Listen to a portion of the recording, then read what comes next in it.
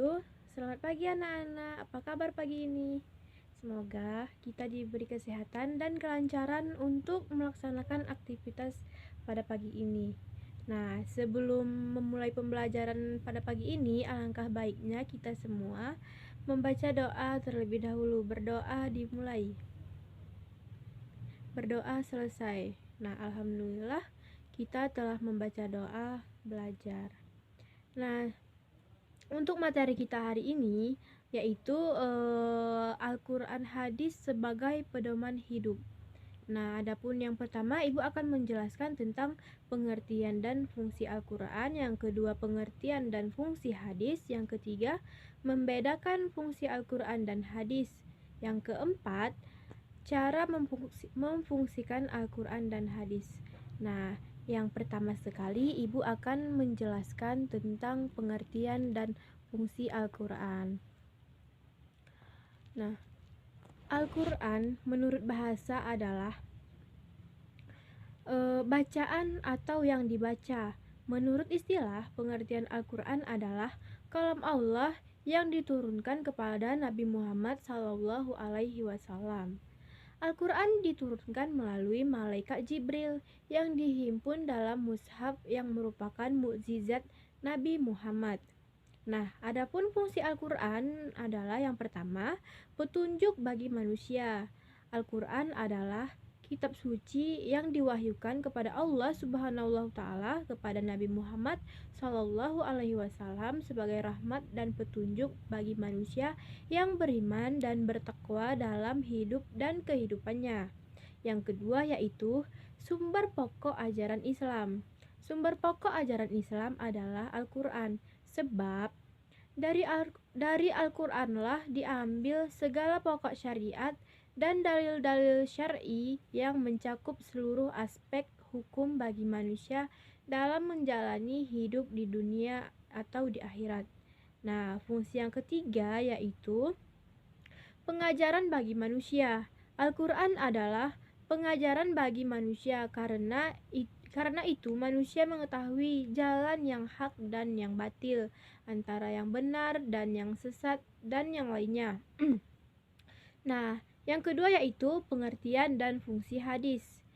Hadis menurut istilah syara ialah hal-hal yang datang dari Rasulullah SAW, baik itu ucapan, perbuatan, ataupun itu pengakuan. Berikut ini adalah berikut Ibu akan menjelaskan mengenai ucapan, perbuatan, dan perkataan. Hadis qauliyah ataupun itu ucapan, yaitu hadis-hadis Rasulullah yang diucapkan dalam berbagai tujuan dan persesuaian. Dengan demikian, bila Al-Quran disebut sebagai sumber asli bagi hukum fiqh, maka hadis disebut sebagai bayani. Dalam kedudukannya sebagai bayani dalam hubungannya dengan Al-Quran, ia menjalankan fungsi sebagai berikut.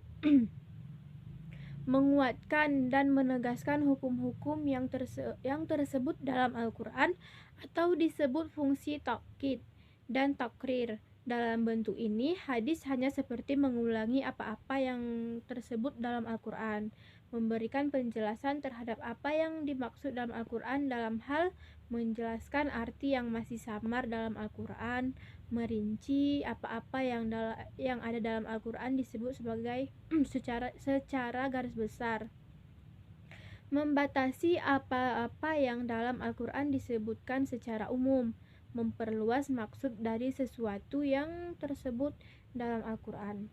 Nah, yang ketiga yaitu membedakan fungsi Al-Quran dan hadis. Di antara keduanya terdapat beberapa perbedaan mendasar. Di antaranya adalah yaitu yang pertama yaitu berdasarkan pengertian. Secara umum, Al-Quran diartikan sebagai firman Allah Subhanahu wa taala yang diwahyukan kepada Rasulullah SAW sebagai pedoman dan petunjuk hidup manusia. Sedangkan hadis secara umum diartikan sebagai segala ucapan, perbuatan, perkataan dan cita-cita Rasulullah SAW. Nah, yang kedua yaitu berdasarkan redaksi.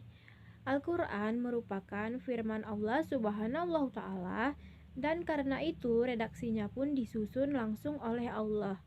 Adapun hadis, redaksinya berbeda-beda antara satu hadis dengan hadis yang lain meskipun mengandung makna yang sama.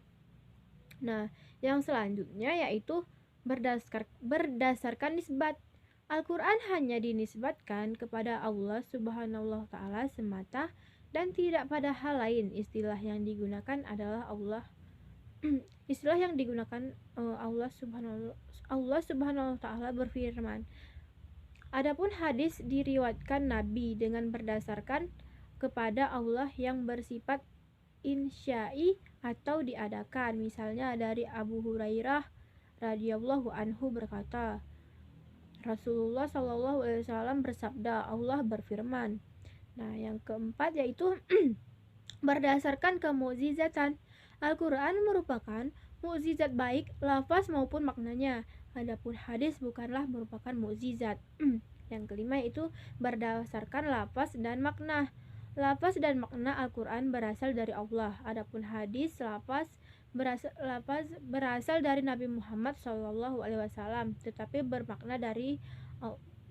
tetapi maknanya berasal dari Allah. Nah, yang keenam yaitu berdasarkan nilai membaca. Al-Quran sebagai kitab umat muslim wajib dibaca pada saat sholat fardu atau sholat wajib maupun macam-macam sholat sunnah. Selain itu, Al-Quran juga wajib dibaca di luar sholat sebagai ibadah. Adapun hadis, membacanya tidaklah dinilai sebagai ibadah dan dilarang untuk dibaca ketika sholat. Nah, yang ketujuh, berdasarkan kepastian isi. Kepastian seluruh Al-Quran ini bersifat mutlak karena dinukil secara mutawatir. Hal ini berbeda dengan hadis di mana kepastian isinya tidaklah mutlak karena perawi pada tiap tingkatan sanadnya. Maka dari itu sering didapati hadis yang sifatnya sahih, hasan, atau dhaif. Yang kedelapan yaitu berdasarkan tujuan dan fungsi. Sebagai sumber dari segala sumber hukum Islam, fungsi Al-Quran dalam kehidupan atau fungsi Al-Quran bagi umat manusia diantaranya sebagai berikut. Yang pertama, pedoman dan petunjuk bagi manusia, pembenar dan penyempurna kitab-kitab yang terdahulu ya. Yang selanjutnya salah satu mukjizat Nabi Muhammad SAW. Selanjutnya pembimbing bagi manusia menuju keselamatan dan kebahagiaan. Dan yang terakhir yaitu pelajaran dan penerangan kehidupan. Nah, yang keempat yaitu cara memfungsikan Al-Quran dan hadis. Nah, Ibu akan menjelaskan sedikit bagaimana cara memfungsikan Al-Quran dan hadis dalam kehidupan kita sehari-hari. Yang pertama itu mempelajari dan memahami isi kandungan ayat Al-Quran dan hadis. Yang kedua, berperilaku sesuai ketentuan dan petunjuk yang ada dalam Al-Quran dan hadis. Yang ketiga, mengikuti pengajian tentang Al-Quran dan hadis. Yang keempat, membaca Al-Quran setiap hari atau sesudah mengerjakan ibadah sholat wajib. Nah, mungkin hanya ini ya penjelasan Ibu pada pertemuan kali ini. Mungkin ada dari kalian yang belum paham, yang belum mengerti, boleh ditanyakan kepada Ibu ya. Bagaimana? Ada yang bertanya? Nah, jika tidak ada yang bertanya, berarti Ibu menganggap kalian itu semua sudah paham sekilas tentang pengertian Al-Quran dan hadis. Nah, untuk minggu depan Ibu akan mengambil nilai atau gini ya, Ibu akan mengasih tugas yaitu membuat peta konsep yang berjudul Al-Quran Hadis sebagai pedoman hidupku. Nah, itu Ibu ambil nilai untuk nilai kuis dan minggu depan kita ulangan harian. Nah, banyak baca-baca di rumah ya. Nah, karena waktu kita sudah habis, Ibu padai sampai di sini. Jika Ibu ada kesalahan, Ibu minta maaf. Dan kita akhiri dengan bacaan hamdalah. Alhamdulillahirabbil alamin. Nah, wassalamualaikum warahmatullahi wabarakatuh.